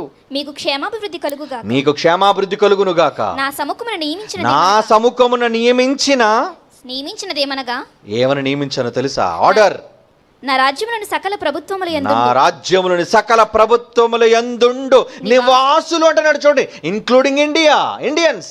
ఆ రోజు ఇండియా చరిత్ర ఉందని ఒప్పుకుంటే ఆ ఇండియాను కూడా హస్తగతం చేసుకున్న వాడిలో ప్రపంచ చక్రవర్తిగా పారసిక దేశపు రాడు డారియస్ పరిపాలించాడు అన్నది నువ్వు చరిత్రలో చదివిన నిజమైతే ఏమని రాయించి పంపాడు తెలుసా? ఇంక్లూడింగ్ ఇండియాకు వచ్చింది సమాచారం. సకల ప్రభుత్వముల యందుండు నివాసులు దానియేలు యొక్క దేవునికి భయపడుచు ఆయన సముఖమున వణుకుచుండవలెను. Is the one and only real god అంటున్నాడు. చూడండి, ఆయనే జీవము కలిగిన దేవుడు. ఆయనే యుగ యుగములు ఉండువాడు. హ్యాట్స్ ఆఫ్ అండి, హ్యాట్స్ ఆఫ్. ఏమంటే నిజంగా ఈ మాట చదివినప్పుడు ఒళ్ళు పులకరించిపోయిందండి నాకైతే. అవునా? ప్రపంచ చక్రవర్తి ఏమని రాయించాడు? ఇండియా కూడా వచ్చిందిరా ఉత్తరం. ఒరే దరిద్రుడా, మీరు కప్పిపెట్టేస్తారులే, మీరు అలాగే నిజాలను పాతేసేవాళ్ళు, నిజాలను దాచే సన్నాసులు మీరు. ఏమని వచ్చింది? తన క్రింద ఉన్న సంస్థానాలకు ఏమని రాయించాడో తెలుసా? దర్యావేషు ఏమని రాయించాడు? నా రాజ్యములోని సకల ప్రభుత్వముల యందుండు నివాసులు దానియేలు యొక్క దేవునికి భయపడుచు ఆయన సముఖమున వణుకుచుండవలెను. ఆయనే జీవము కలిగిన దేవుడు. ఆయన రాజ్యము నాశనము కాదు. ఆ రాజ్యాన్ని స్థాపించడానికి వచ్చిన వాడు క్రీస్తు. ఆయన వారసుడు. అవునా? యేసు క్రీస్తు ఏ క్రైస్తవ సామ్రాజ్యాన్ని స్థాపించడానికి వచ్చాడో ఆ క్రీస్తుని వెతుక్కుంటూ తూర్పు దేశాల వాళ్ళు వచ్చారో ఆ తూర్పు దేశాల వాళ్ళు రాకముందు దర్యావేషు కాలంలో ప్రపంచ దేశాలకు వెళ్ళిందండి. ఏంటది? ఆర్డర్, రిక్వెస్ట్ కాదు. రిక్వెస్ట్ అంటే నేను అడుక్కోవటం. ఆర్డర్ అంటే ఏంటి? చట్టం. తాకీదులు రాయించి పంపించాడు. ఏమి రాయించాడు తెలుసా? నాకు తెలిసిన ఒక జీవం కలిగిన దేవుడు ఉన్నాడు. I may be a Persian, నేను ఒక పారసిక దేశపు రాజును కావచ్చు, కానీ ఎవరట దేవుడు అంటున్నాడు? దానియేలు యొక్క దేవునికి మీరు భయపడండిరా, మీరు భయపడండి. ఇంక్లూడింగ్ ఇండియా, రష్యా అంటే తూర్పు దేశాల్లో ఉన్న దేశాల కోసం నేను చెప్తున్నానండి. China, Afghanistan, Balochistan, Pakistan, Saudi Arabia, Iran, Iraq, ఇవన్నీ తూర్పు దేశాలు.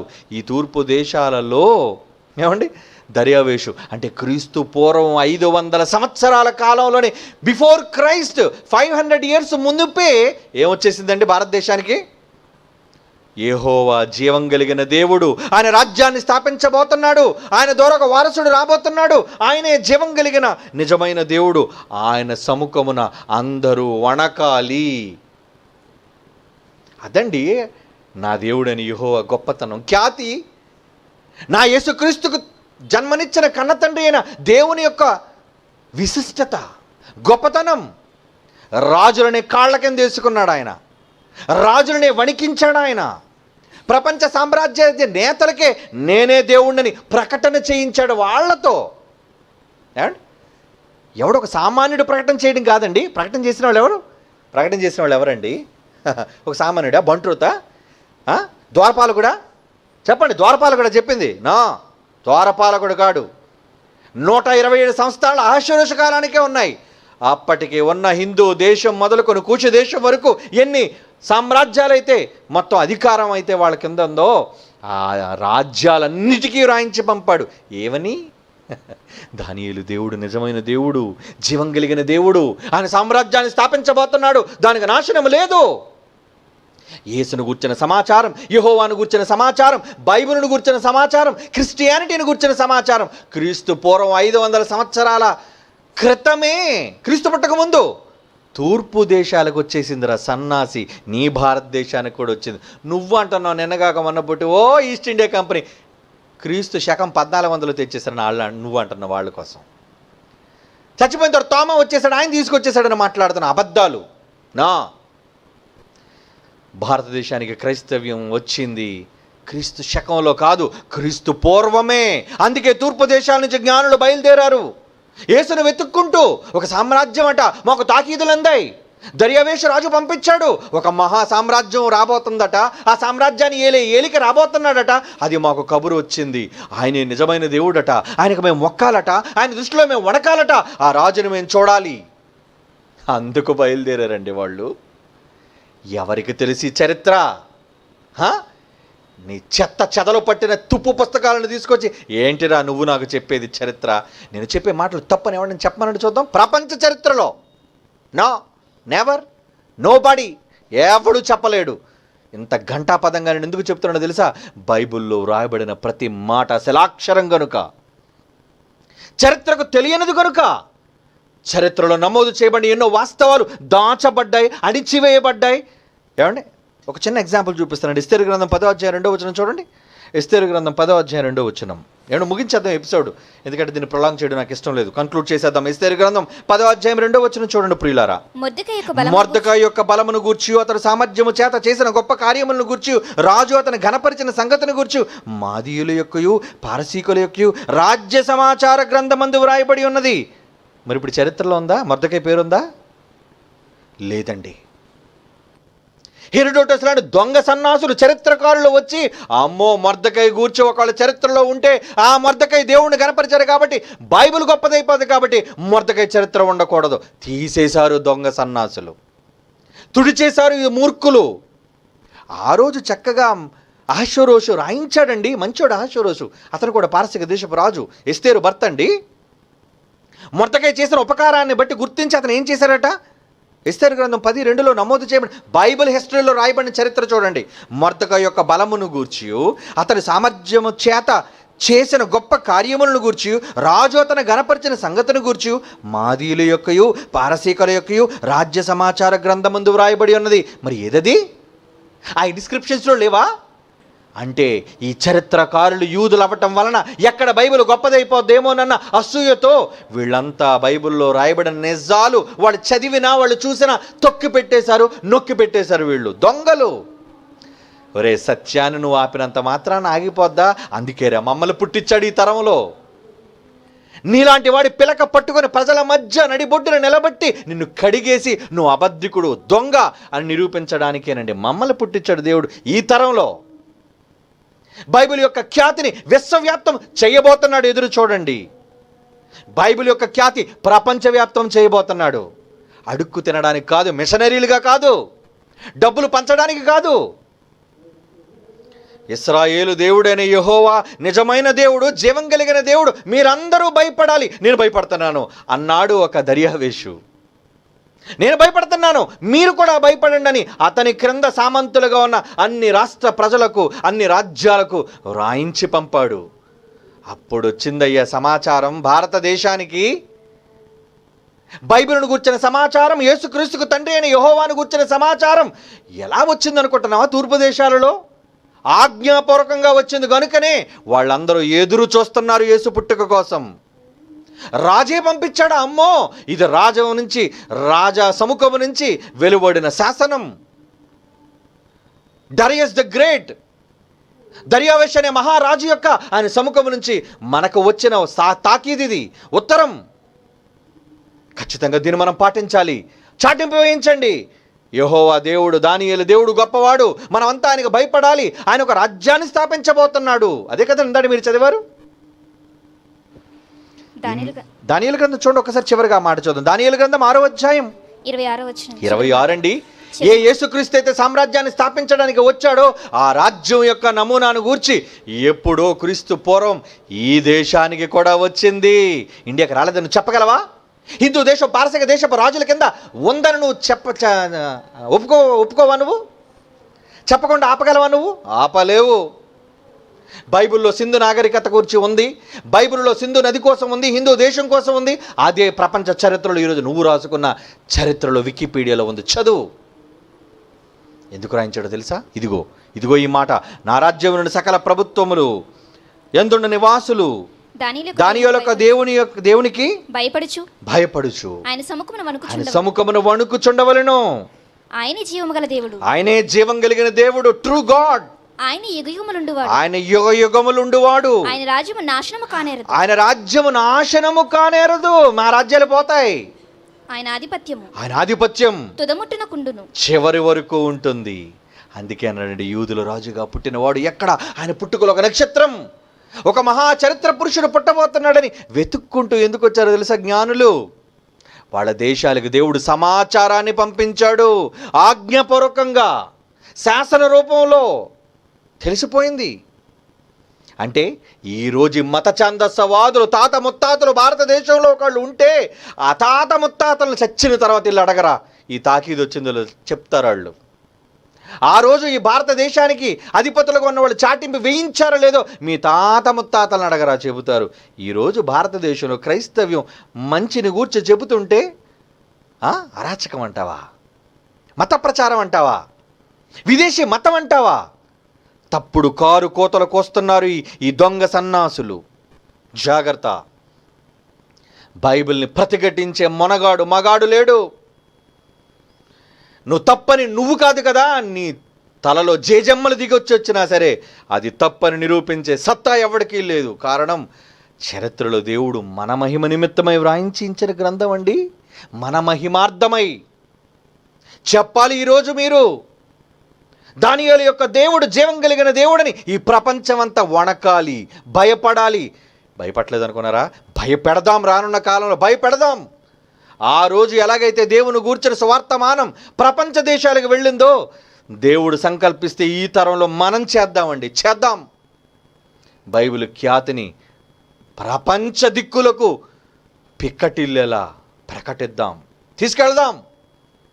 చరిత్రకు పట్టిన చెదలను చెదరగొట్టేవాడు క్రైస్తవుడు, నిజ క్రైస్తవుడు. దొంగ క్రైస్తవులు గారు. సబ్జెక్టు తెలిసినవాడు, బైబిల్ చరిత్ర తెలిసినవాడు, ప్రపంచ చరిత్రను నామమాత్రంగా ఏమీ కాకుండా నేర్చుకున్నవాడు. ఆ హిస్టరీ చాలా ఈజీ, బట్ బైబిల్ హిస్టరీ చాలా కష్టం. నేర్చుకోవాలి, చదవాలి. అలా చదివితే ఏ చరిత్రకు పట్టిన చెదనైనా సరే చెదరగొట్టగలిగిన సమర్థుడు నువ్వు అవుతావు. That is the power of Christianity. అదే క్రీస్తు యొక్క శక్తి. అది ఆయనను పంపించిన తండ్రి అయిన దేవుడని, యెహోవా జీవం కలిగిన దేవుడు, ఆయన యొక్క మహిమైశ్వర్యం. అదే మీరు ప్రకటించాలి, అది మనం ప్రకటించాలి. ఈ తరంలో రాజశాసనాలను కాదనే విధంగా, రాజశాసనాలను మించిన విధంగా నేర్పించిందనరా బైబిల్ చరిత్ర. God bless you. కళ్ళు మూసుకోండి, ప్రార్థన చేసుకుందాం. పరిశుద్ధుడైన తండ్రి దేవా, మీ అమూల్యమైన మాటలను ఏనాడో రాయించారు బైబిల్లో. నిజంగా దాన్ని చదివినప్పుడు మీరు ఎంత గొప్ప దేవుడో ప్రపంచానికే చాటింపు వేయించారు తండ్రి. నాడున్న ప్రపంచ చక్రవర్తుల ద్వారా మేము చక్రవర్తులు కాకపోయినా మీ క్రీస్తు సామ్రాజ్యంలో రాజులైన యాజక సమూహముగా మేము ఈ తరంలో ప్రకటించే వరాన్ని, భాగ్యాన్ని మాకు దయచేయండి తండ్రి. ప్లీజ్ అవకాశం ఇవ్వండి, మీ దాసులుగా నిలబెట్టండి. ఆ రోజు ఎలాగైతే దానియేలు, షడ్రక్, మేషక్, అబేద్నెగో కాలంలో మీ మహత్యం ప్రపంచ దేశాలకు వెళ్ళిందో ఈ తరంలో మా ద్వారా ప్రపంచ దేశాలకు వెళ్ళులాగున మరింతగా మమ్మల్ని బలపరచవలసిందిగా మీ సన్నిధిలో మమ్మల్ని మేము తగ్గించుకుంటూ వినమ్రులమై నిష్ప్రయోజనమైన సేవకులుగా మమ్మల్ని క్షమించవలసిందిగా ప్రార్థిస్తూ క్రీస్తు యేసు వారి అమూల్యమైన నామములు ఈ ప్రార్థన విజ్ఞాపనలు మీ సన్నిధికి సమర్పించుచున్నాం మా కన్న తండ్రి. ఆమేన్.